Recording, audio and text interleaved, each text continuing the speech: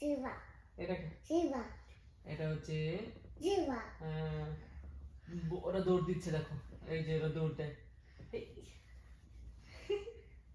এই দৌড়ায় দেখছো, তারপরে তারপরে হাঁটে টুকরো টুকরো টুকরো টুকরো টুকরো টুকরো টুকরো টুকরো টুকরো টুকরো টুকরো টুকরো টুকরো। ডাইনোসর, জেব্রা, তারপরে এটা কি? মামা